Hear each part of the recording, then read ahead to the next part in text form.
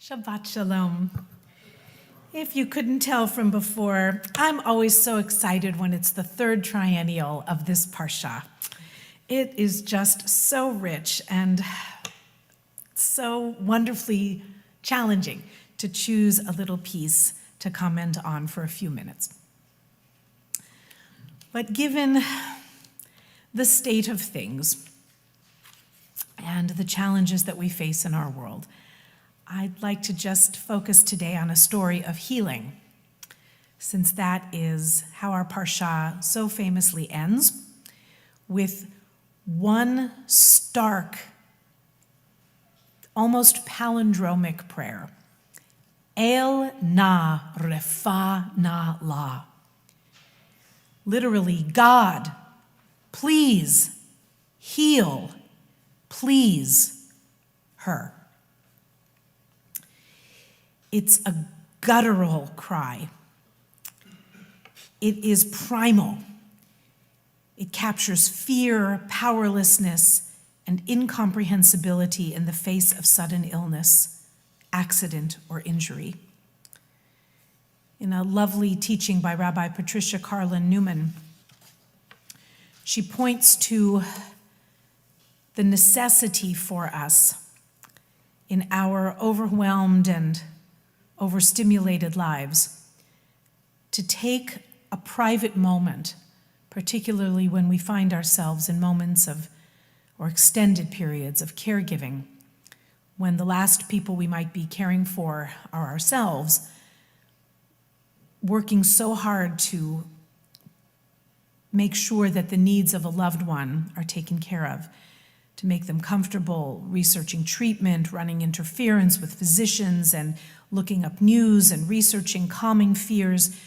To take a moment of prayer is a blessed moment of calm in an otherwise turbulent time. In the darkness, where it is thought that Jacob prayed his most fervent prayer in private, this prayer too, we imagine Moses giving all by himself. He really is isolated at that moment, isn't he? Even from his closest confidants, the talking that Moses hears or maybe doesn't hear, God certainly hears it, but that Aaron and Miriam do, even he's separated from them. They complain about his wife, and what they're complaining about we're not quite sure, but it suggests that Miriam and Aaron, one of the commentators suggests that what they're really complaining about is that Moses has isolated himself away from his wife, that he's not attentive to his wife's needs because he's on call for God 24/7. So he really is alone at that time. And how often, when particularly a dear one is ill, do we feel alone?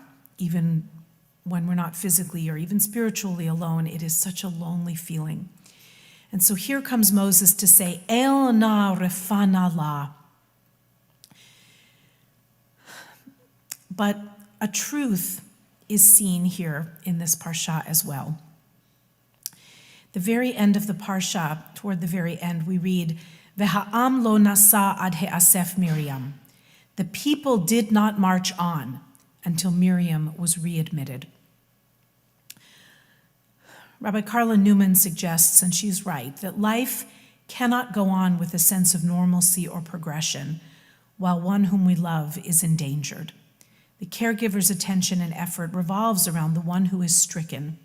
Time and space are altered. The yearning for healing expands to fill both time and space.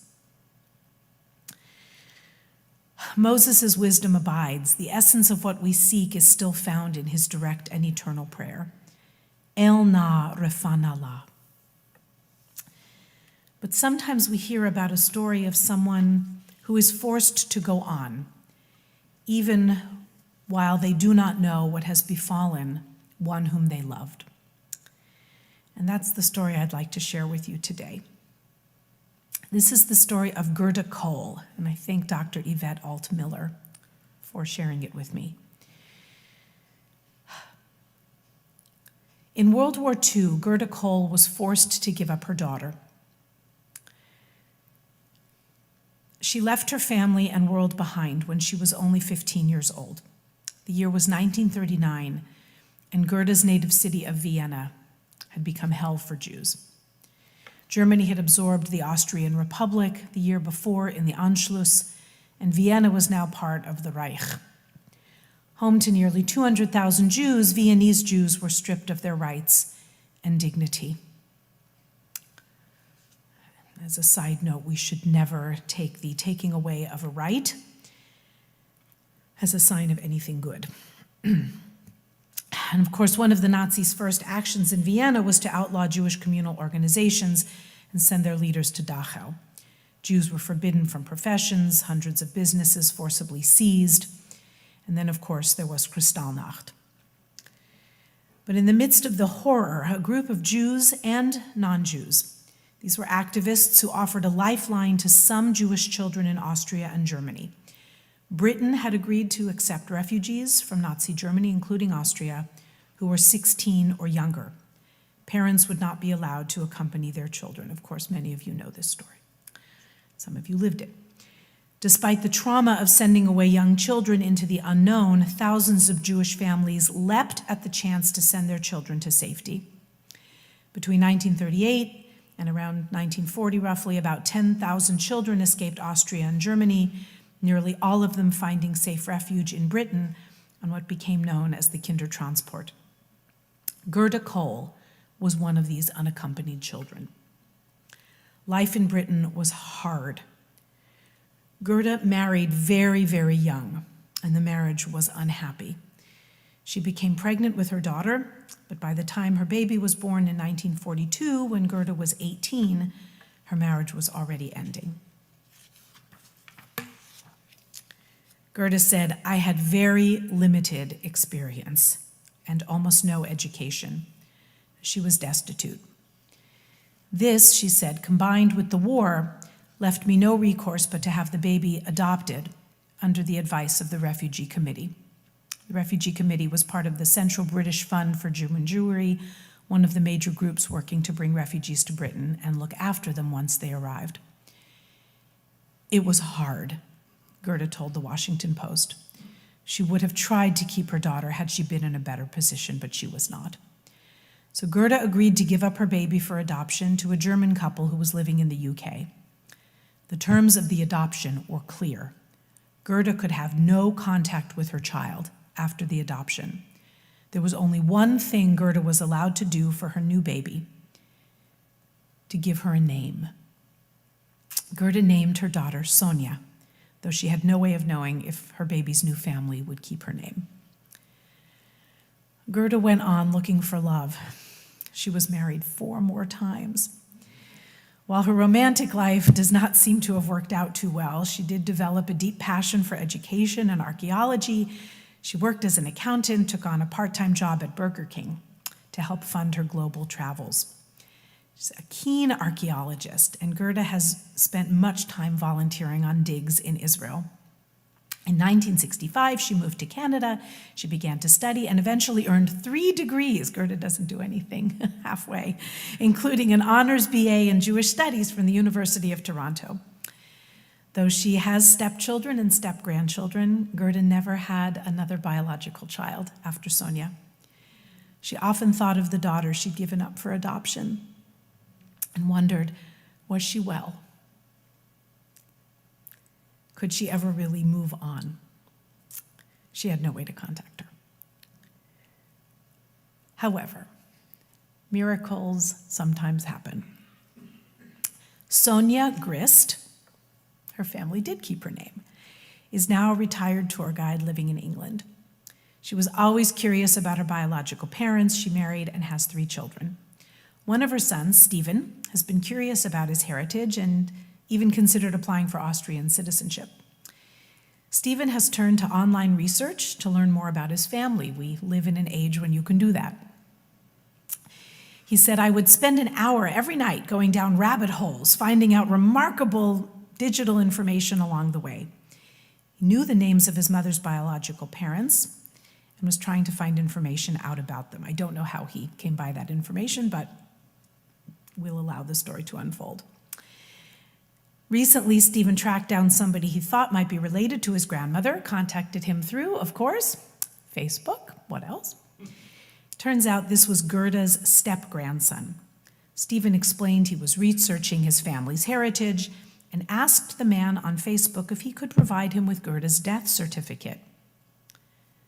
"You won't find her death certificate," the man replied, "because she's still alive." Stephen was shocked. Gerda is 98 years old, Sonia is 80, and had long wanted to know about her birth parents.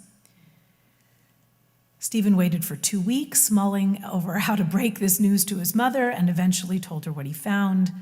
The first thing Sonia said was, "Let's go see her." I want to apologize to the fathers, by the way. This is really a Mother's Day story, but I just came across it. So it's as much a healing story as anything else. Last May, a few weeks ago, Sonia and Stephen flew to Toronto, where Gerda lives in a retirement home. The day after they arrived, May 7th, 2022, was Gerda's 98th birthday and also Canada's Mother's Day. Could not have been more fortuitous. Gerda put on a crown and a sash, entered the room ready to meet her long-lost daughter.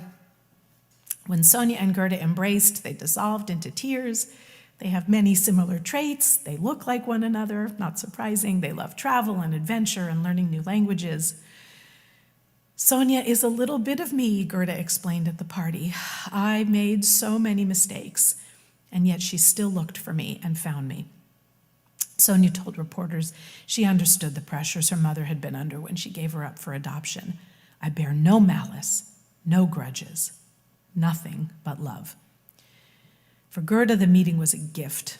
"It was incredible," she said. "When I heard, I couldn't believe it. This must be a miracle. It means so much to me. This is the best thing that has ever happened to me." Gerda has one final wish. She says, "I would love to join their family. At this point, there is nothing more I would like than to be together." I won't send you away without a picture of Gerda and Sonia. 98-year-old Gerda and her 80-year-old daughter together after 80 years.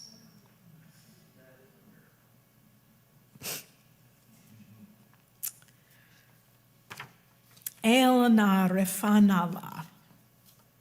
Please, God, heal her. Heal him. Heal them. Heal each of us. Heal our world.